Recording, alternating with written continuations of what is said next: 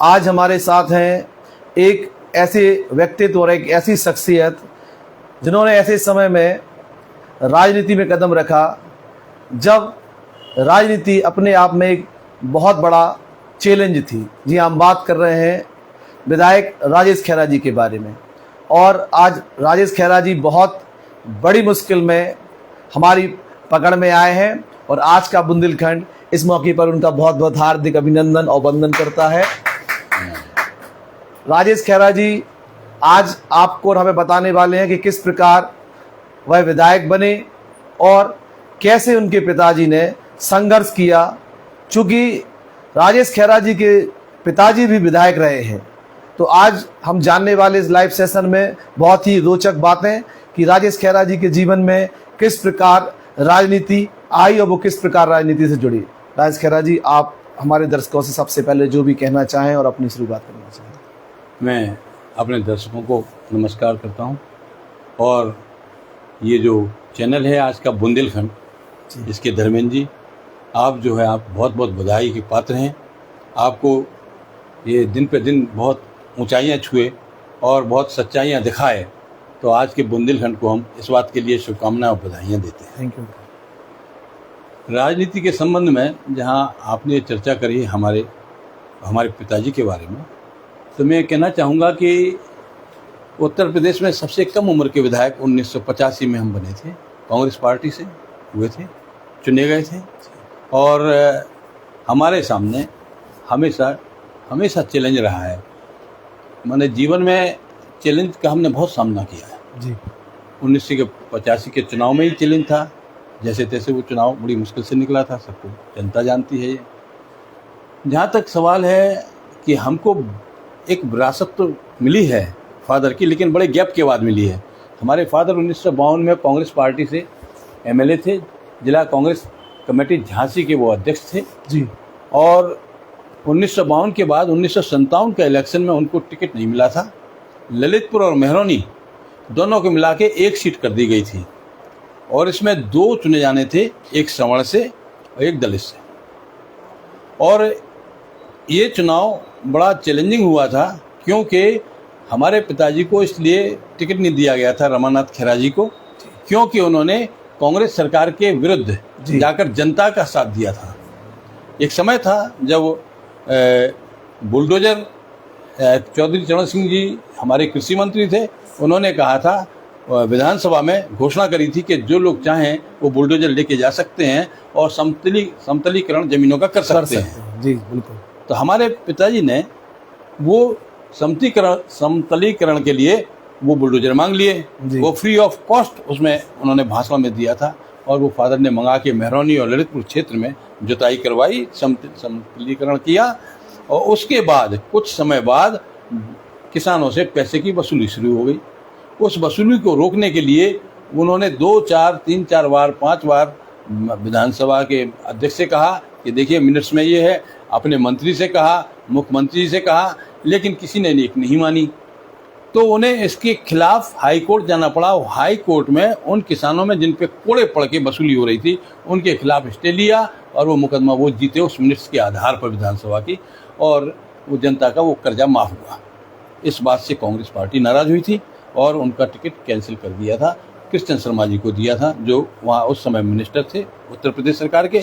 और वो चुनाव हुआ, उस चुनाव में जनता ने चने खाकर मेहनत करके, हमारे पिताजी का चुनाव चिन्ह था हाथी। अरे तो उस समय कांग्रेस पार्टी एक नारा लगाती थी, क्योंकि उस समय जनसंघ थी, दिया चुनाव चिन्ह था, बुझ गया दिया बिचक गया हाथी, खैरा जी की फट गई छाती।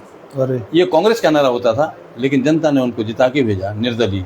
तो हम आपको रोकना चाहेंगे। आप सुनिए कितनी इंटरेस्टिंग बात ये आज आपको मालूम पड़ रही है कि एक समय ऐसा भी था कि जब लोगों ने ठान लिया था कि नहीं, हमें रमानाथ जी को नहीं बनाना है विधायक, तो उन्होंने सारी कुर्बानी दी लोगों ने और चने खाए। आप समझिए कि पहले राजनीति एक तरीके से समाज सेवा थी, क्योंकि अब लोग जुड़ जाएं तो मतलब बहुत बड़ी बात। बिल्कुल सही बात है। और लोगों ने चने खा के साइकिल पे प्रचार किया, साइकिलों से 1 रुपये कभी नहीं लिया।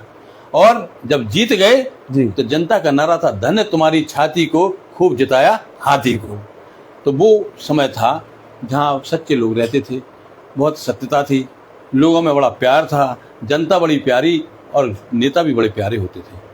और उस समय बदलते बदलते 1985 आया। जी बिल्कुल। 1985 में जब मेरा चुनाव आया तो मुझे भी बहुत प्रयास किया गया हराने का, लेकिन मैं किसी प्रकार से जनता के सहयोग से निकल के आ गया जीत के। फिर हमने अपने जनता के काम के लिए कार्रवाई शुरू करी, जिसमें सबसे पहले ITI, पॉलिटेक्निक, और 1985 में बनते ही MLA हम प्रयास करके, और माधवराव सिंधिया जी उस समय संचार मंत्री थे केंद्र में, उनसे हमने टीवी टावर के लिए मांगा था। तो सबसे पहले हमारा टीवी टावर जो यहाँ टीवी चला वो हमारे प्रयास से दूरदर्शन स्थापित हुआ। दूरदर्शन स्थापित हुआ था। बिल्कुल बिल्कुल सही कह रहे हैं आप। दूरदर्शन 1985 में दिसंबर में स्थापित कराया था। उसके बाद ITI, पॉलिटेक्निक, नवोदय विद्यालय दिलवारा, आपका जो है स्टेडियम जी। और उसके बाद चले तो डॉक्टर शादीलाल दुबे जी हमारे पास आए अपने मेंबरों के साथ, सबके साथ। तो हमने उनके लिए उनके साथ मिलके उनको वो पैसा निकलवाया जो आज हम लोग बोलते हैं सुपर मार्केट।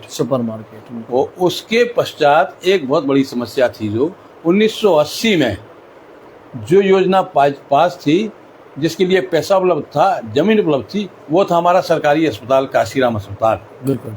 इसके लिए जब हमने 2-3 बार अपने लोकपति त्रिपाठी जी जो हमारे स्वास्थ्य मंत्री थे उनसे निवेदन किया, जब उन्होंने नहीं माना तो हमने एक क्वेश्चन लगा दिया था, क्या माननीय स्वास्थ्य मंत्री जी बताने की कृपा करेंगे कि 300 शैय्याओं का अस्पताल स्वीकृत है, उसकी लिए पैसा उपलब्ध है और उसके लिए जमीन उपलब्ध रही, तो 1980 से 85 की योजना में ये कार्य क्यों नहीं किया गया।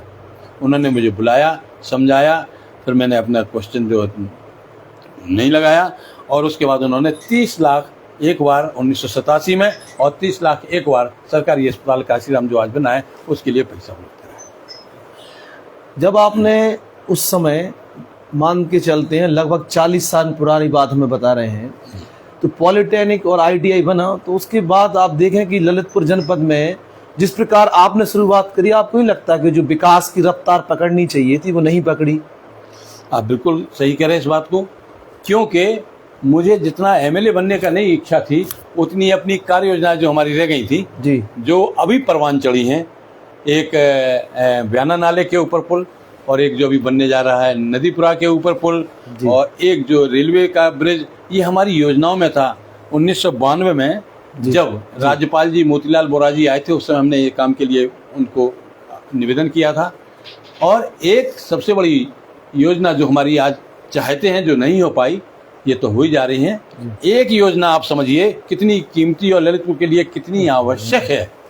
जी जी बिल्कुल। वो इतनी आवश्यक है जिसकी हद नहीं। वो है कि हमारा गोविंद सागर डैम है, वहाँ से एक नहर निकली हुई है, वो तुमन पर आती है।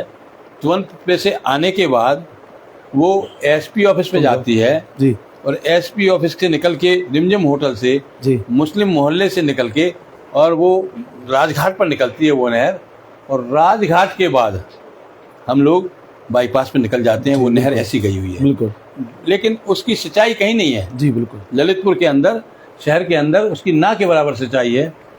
उसके लिए हमारा एक निवेदन था और मैंने प्रयास किया कि एक 6 फुट का डायमीटर, जी बिल्कुल, 6 फुट का डायमीटर बना के उसका पाइप गोविंद सागर डैम से अगर तुमन से होके और वहाँ से ये रिमझिम होटल से लेके और जहाँ मुस्लिम मोहल्ले से निकाल के राजघाट रोड से बाईपास चला जाए, और वो के ऊपर एक बड़ी सड़क, जी जी बिल्कुल, एक बड़ी सड़क वो जो है बना दी जाए, बिल्कुल बना दी जाए। जी जी, तो क्या होगा कि गोविंद सागर से ही आपको 60 फुट चौड़ी सड़क मिलेगी, और वो सड़क चली आएगी तुमन मंदिर पे जो सोनी मिलन है उसके पास भी 50, 40, 60 मीटर सड़क मिलेगी, क्योंकि पानी नीचे से जा रहा है।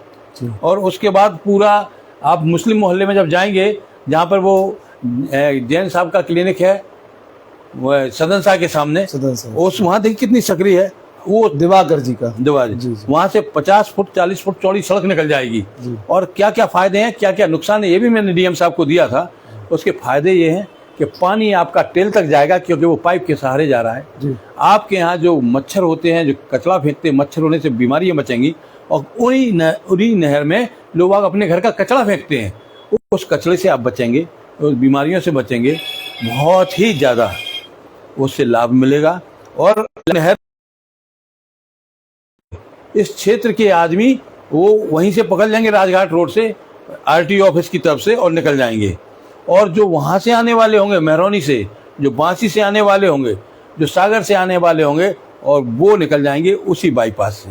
तो एलाइट के ऊपर भीड़ नहीं होगी, कभी जमावड़ा नहीं होगा, कभी दिक्कतें नहीं होंगी। तो आप दर्शक हमारे सुने बात को ध्यान से कि एक समय ऐसा भी था कि जब राजनीतिक लोग किस प्रकार से अपनी बुद्धिमानी से पूरे काम को मैनेजमेंट करते थे। मतलब ये तो एक देखा जाए तो एक आईएएस लेवल की बात आप हमें बता रहे हैं, क्योंकि आज के समय में नहीं लगता कि इतना गंभीरता से कोई भी राजनीतिक व्यक्ति जनता के बारे में सोच रहा हो, जितना कि आप इतनी गंभीरता से जो आपने सोचा, ये तो बहुत बड़ी बात है जी। अब आप अपनी बात रख सकते हैं। देखिए क्या हुआ, एक और हमें योजना हमारी चलाई तो है लेकिन ठीक से नहीं चली। जैसे कि सुभाष जायसवाल को हमने ये इस बात पर सहयोग किया था कि वो जो पूरा तालाब है, तालाब के चारों तरफ एक पुल बांध दिया जाए, चारों तरफ तालाब के जी वो कर दिया जाए कि सड़क बना दी जाए अंदर अंदर जी। उसके बाहर, सड़क के बाहर से एक नाली कर दी जाए जिससे कि कचरा पूरा उससे चला जाए। बिल्कुल। जगह जगह खंभे लगाए जाएं, जगह जगह वो बैठने की सीटें बनाई जाएं, और उसके अंदर कोई अंदर न जा पाए मोटरसाइकिल कार लेके, तो खाली एक रिवॉल्विंग गेट लगा दिया जाए। उसमें एक बार जाए तो 3-4 किलोमीटर बुजुर्ग आदमी घूम सकते थे। उसके लिए किया, उन्होंने किया, लेकिन वो जिला प्रशासन ने उसको संभाला अपने हाथ से, लेकिन उतना अच्छा वो काम हुआ ही नहीं जो हमारी योजनाएं थी। ऐसे ही एक और योजना आपको बता रहे हैं, अगर नगर पालिका चेयरमैन बनता है तो उसे शासन से मांग करना चाहिए। ये नगर पालिका से संबंधित मामला है, क्योंकि हमारे यहाँ एक सड़क बहुत बड़ी चौड़ी बन सकती है, वो है तुवन चौराहे से। हम अगर पार्क का थोड़ा सा जगह ले लें, उसके बाद हम थोड़ा सा शनि मंदिर के सामने थोड़ी जगह ले लें, थोड़ा वाटर बॉक्स की जगह ले लें, तो ये रोड चौड़ा हो जाएगा। इसके लिए शासन से लिखापढ़ी करना पड़ेगी, अपने नगर पालिका के उसमें इसको लेना पड़ेगा ज़मीन को। वहीं से अगर हम ललित टाकीज को मुड़ें तो वहाँ से भी हम 10-15 फीट ज़मीन ले लें, तो वो इतनी चौड़ी सड़क बनती है जो जाके आपके सुपर मार्केट पर खुलती है। कितना चौड़ा सड़क मिल जाएगा कि हमारे यहाँ का आवागमन भी सुगम हो जाएगा उससे। विधायक जी, आपकी जितनी बातें हैं ये बहुत शानदार हैं, लेकिन आपको नहीं लगता कि इतनी सारी जो बातें आप बता रहे हैं, आज के जनप्रतिनिधि गौर करना तो दूर की बात है, उनका तो विजन भी नहीं है उसके। क्योंकि अभी हम आपके पास चुनाव के संबंध में भी आने वाले हैं, क्योंकि आपका इतना लंबा अनुभव रहा है विधायकी में भी, आपके पिताजी भी विधायक रहे। तो अभी सबसे पहले चुनाव पर आने के पहले हम आपसे जानना चाहते हैं कि बीच में कुछ समय आपका गैप हो गया, जिससे कि जनता से आपका लगता है कुछ संबंध विच्छेदन हो गया। तो इसके बारे में अगर आप हमारे दर्शकों को कुछ बताना चाहें। क्या हुआ कि एक तो जो उस जमाने में सन 90 के पहले, 1990 के पहले जिस प्रकार की राजनीति होती थी, उसके अंदर बैर भाव नहीं होता था एक दूसरे में। पार्टी में बीजेपी के कार्यकर्ताओं के हमने बहुत काम किया, ऐसा नहीं है। 1985 से 89 के बीच में राम कुमार तिवारी जी हमारे पास XMLA जो है वो भी हमारे साथ रहते थे, उनके भी काम किए, उन्होंने जो बताया वो भी काम किए। हमारे देवेंद्र सिंह विधायक थे, हम 5000 हैंड पंप लाए थे अपने लिए, वो अपने क्षेत्र के लिए, क्योंकि हमारे यहाँ सूखा घोषित हो गया था। उस सूखा में हम 5000 जो हैंडपम्प लाए थे, उन्होंने कहा कि नहीं हमारा भी क्षेत्र में दिखना चाहिए, तो 2500 हमने बांट दिए थे। तो वो जो स्नेह भाव, प्यार भाव जनता के प्रति होना चाहिए, वो अब इस प्रकार के नेताओं का नहीं रहा। नेताओं का विजन है ही नहीं अब विकास कराने का। नेता कहाँ चले गए हैं कि उनको किस प्रकार से वो अपने हित को देख पाएं, संभाल पाएं, उस हित के लिए वो काम कर पा रहे हैं। अगर वो मतलब कह सकते हैं निजी स्वार्थ बस लोग इस राजनीति में आ रहे हैं। ये मेरा व्यक्तिगत किसी ललितपुर के उसमें नहीं है, पूरे उत्तर प्रदेश के लेवल की बात कर रहा हूं मैं। जी बिल्कुल, उत्तर प्रदेश के लेवल की बात है, किसी व्यक्तिगत नेता पे नहीं है हमारा आरोप। हमारा ये है कि ये सारे नेता जो आज के युग के हैं, ये उस चीज को भूल चुके हैं जो पुराने जमाने से होते थे। अब ये देखिए, कभी आपने देखा हो लक्ष्मी सागर डैम बना हमारा, आपने देखा गोविंद सागर डैम उसके पहले ही बन गया था, और भी जो कार्य हुए हैं उनमें जिस प्रकार से माता टीला को संभाला गया, जिस प्रकार से और जो हमारी योजनाएं पूरी, कितने बांध बने हमारे यहाँ, लेकिन आज उसकी ओर कोई ध्यान है? कोई ध्यान नहीं है। आज उनको तो पता नहीं कहाँ किस प्रकार से काम कर रहे हैं। आप विकास बता दीजिए, आज ललितपुर के संबंध में आप बात करेंगे, आप ललितपुर के विकास में हम पूछेंगे, बताएंगे आपको कि क्या विकास हमने देखा। इसीलिए इन लोगों को चाहिए कि आज देखो पूरा का पूरा ताम झाम पूरा के छोटे से उपचुनाव के ऊपर बड़ी बड़ी पार्टियां, मुख्यमंत्री तक यहाँ झांसी तक आ गए, ललितपुर तक वो इसलिए नहीं आए क्योंकि फिर उसके बाद बिल्कुल ओपन आ जाएंगे। तो उस परिस्थिति को वो झांसी तक आए, झांसी तक अपनी राय मसला सलाह मशवरा और अपने लोगों को बुला के उन्होंने बड़ी ताकत दी, दम दी, और जो भी हो सकता था मदद कर सकते थे वो भी उन्होंने अंदरूनी मदद की होंगी।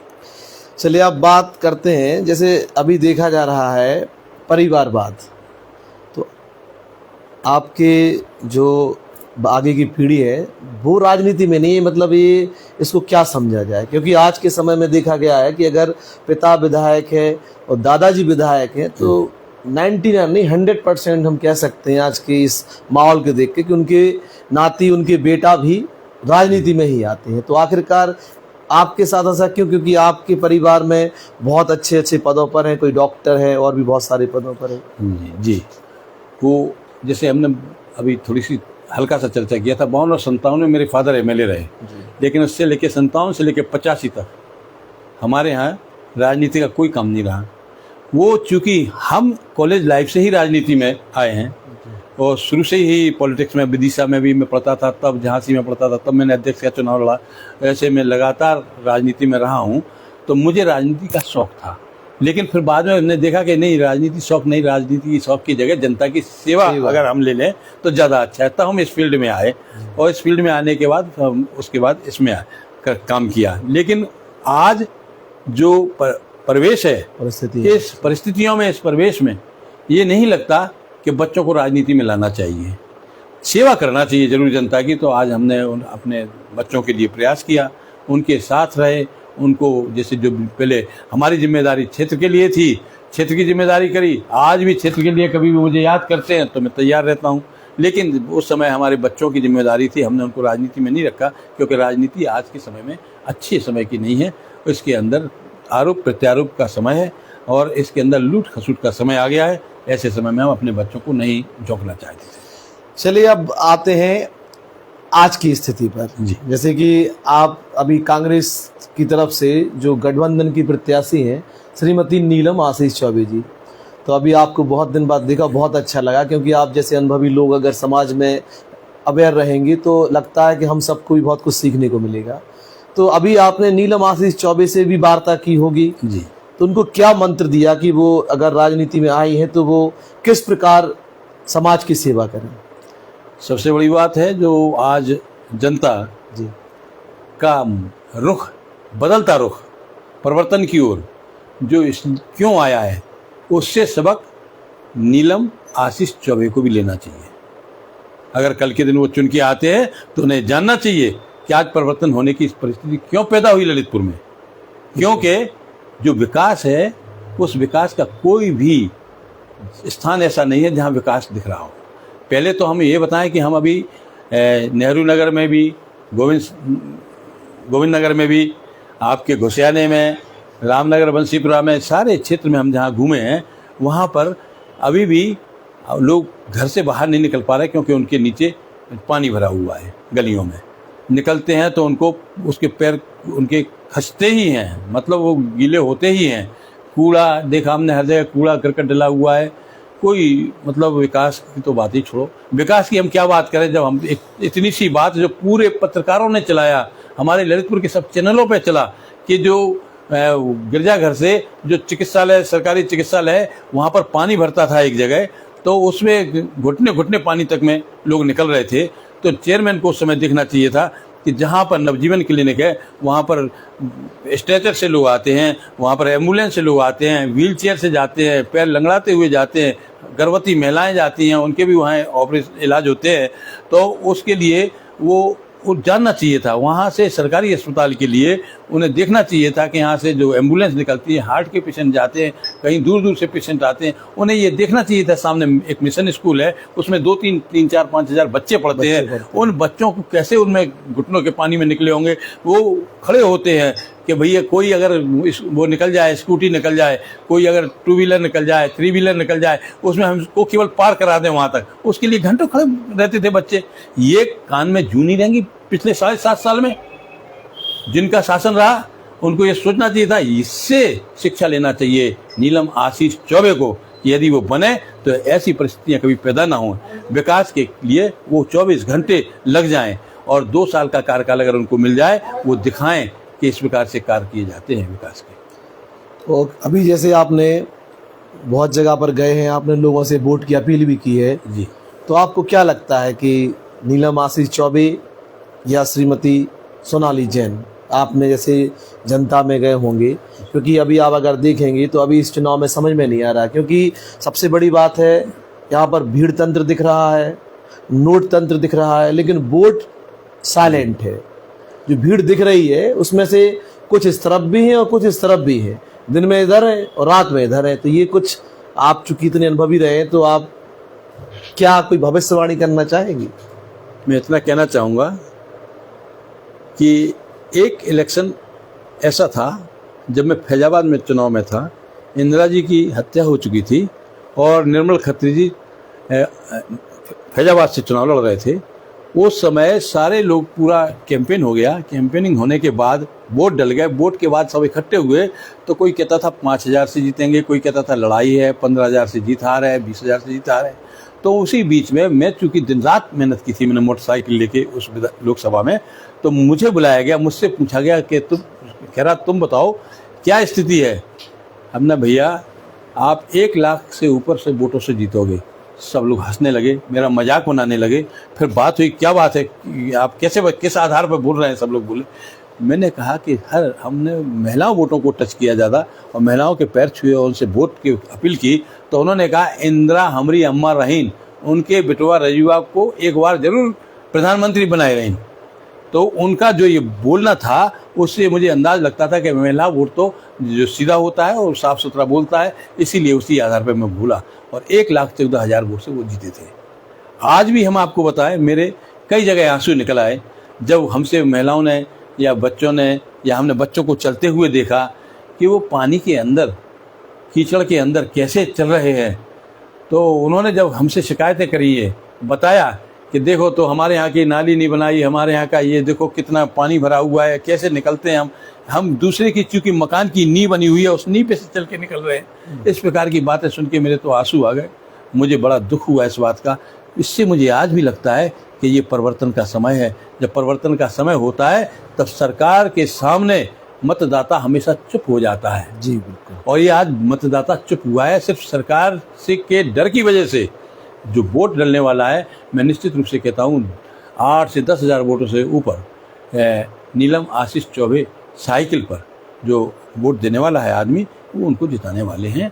और ये पक्का तय है कि चूँकि वो हमने वो बनाई थी, वो लोगों ने वो जो नहीं बनाया, वो नाली जिससे निकास नहीं हो पा रहा था पानी का चिकित्सालय का, वो नाली फिर हमने बनवाई और उसको बनवा के उसके बाद आधा घंटे भी पानी नहीं ठहरता है। वहाँ भी लोग आते थे। हर आदमी का कहना ये है कि किसी भी प्रकार से इस बार हमें परिवर्तन चाहिए। 7.5 साल देख लिया, 2 साल का मौका है तो वो देंगे। और आज एक अपील जनता से मैं करना चाहता हूँ, चाहे वो जैन हो, चाहे वो मुस्लिम हो, चाहे ब्राह्मण हो, चाहे वो साहू हो, चाहे वो कुशवाहा हो, चाहे वो ताम्रकार हो, चाहे वो राठौर हो, चाहे वो श्रीवास्तव हो, चाहे वो रैकवार हो, चाहे वो रावत हो, चाहे वो हमारे अहिरवार हो, किसी भी जाति के लोग हों, मुझे बस एक ही अपील करनी है, वोट पार्टी को न सापा को दो, न साइकिल को दो, वोट न भाजपा को दो, वोट लोकल के विकास पे दे दो बस, जो आगे 2 साल आपका काम कर सके। देखिए, आपकी बातें जो आपने बताई हैं ये बहुत ही प्रेरक बातें हैं, लेकिन एक विधायक के तौर पर आपने काम किया, अब आपका अनुभव जनता चाहती है। तो और हमारा आज का बुंदेलखंड चैनल भी चाहता है, क्योंकि इतनी अनुभवी बातें सुनने को जब मिलती हैं तो हम लोगों को भी प्रेरणा मिलती है। तो हमारे चैनल पर आप एक वादा करके जाइए जी कि अब आपकी अनवरत, चलिए आप इस उम्र में हैं कि हम आपसे श्रम नहीं ले सकते हैं, लेकिन हाँ आपकी राय और जिस तरह से आपका बेबाक अंदाज आज भी है, वो जरूर जनपद की, ललितपुर की जनता चाहती है कि आप सक्रिय, चलिए राजनीति में नहीं रहिए, लेकिन कम से कम हम लोगों को राय देने में रहिए। तो आप जनता से ये वादा करके जरूर जाएं। धर्मेंद्र जी, जी चाचा। मैं आज भी उस स्थिति में हूँ जब मैं 1987 में 600 किलोमीटर पैदल यात्रा की थी विधानसभा की। उसके बाद अगले साल 600 किलोमीटर हमने साइकिल यात्रा की थी विधानसभा की। वो चूँकि आज वो समय जा चुका है, लोग तो मोहल्ले में नहीं जाते, है ना, वो काम ही नहीं करते।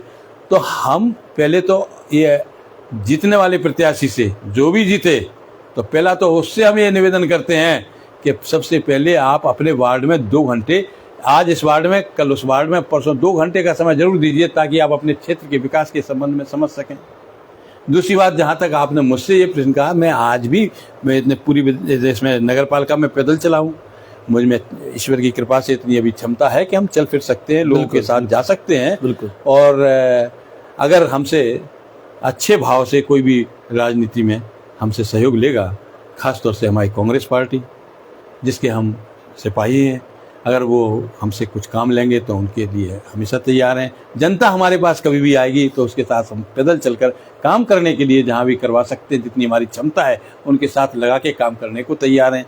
लेकिन अब जनता का भी मन होता है कि हमको सरकार किसकी है, उससे भी काम बनेगा, तो वो जनता भी उसी तरफ घूमती ज़्यादा है। बिल्कुल। और समय का इंतजार है कि जैसे आज हमारे यहाँ ये पीडीए का गठबंधन है, कांग्रेस और सपा का गठबंधन से जो आज माहौल गर्म हुआ है, मैं अच्छी तरह से कह सकता हूँ, ये तो लोकल का चुनाव है, इसमें तो लोकल में ही वोट डालना चाहिए इंसान को और अपने विकास के लिए वोट डालना चाहिए। लेकिन आने वाले कल में ये गठबंधन बहुत आगे बढ़ने वाला है। अभी बिहार के चुनाव में आपके सामने कुछ आने वाला है, इसके बाद बड़े बड़े चुनाव में भी आपको ये गठबंधन बड़े ऊंचाई पर दिखाई देगा, ऐसी उम्मीद है। और धर्मेंद्र जी, आपका बहुत बहुत धन्यवाद कि आपने जो मुझे बुलाया और मेरे विचार सुने और जनता तक इसे आप पहुंचाएंगे, तो निश्चित रूप से इससे जनता को बहुत लाभ मिलने वाला है कि हमें किस ओर वोट डालना चाहिए। उस हिसाब से 2 साल का मौका समाजवादी पार्टी के प्रत्याशी नीलम आशीष चौबे को जरूर देना चाहिए। तो ये हमारे साथ थे पूर्व विधायक राजेश खैरा जी, और आपने इनकी सारी बातें ध्यानपूर्वक सुनी, क्योंकि जिस प्रकार आपके व्यूज़ आए हैं तो उस हिसाब से लग रहा है कि आप इनको सुनना चाह रहे हैं। साथ ही साथ आपको बता दें कि राजेश खैरा जी बहुत लंबे वक्त के बाद आज शायद किसी चैनल पर बोल रहे हैं, और हमें बहुत अच्छा लगा। ये हमारा सौभाग्य है कि आप हमारे यहाँ पर आए। तो आपका बहुत बहुत धन्यवाद, और आगे भी आपको राजेश खैरा जी का अनुभव और उनका इस प्रकार से बेबाक बातें आपको मिलती रहेगी। जय हिंद दोस्तों।